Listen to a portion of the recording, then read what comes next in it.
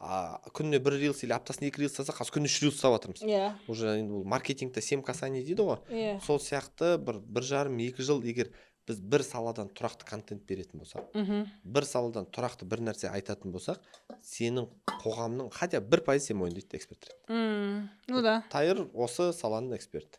Тайыр осын жасай алады деген сияқты.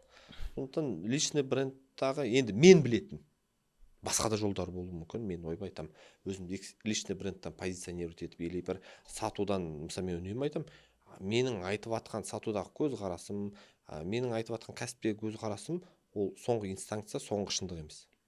Өте көп версиялар бар өмірде.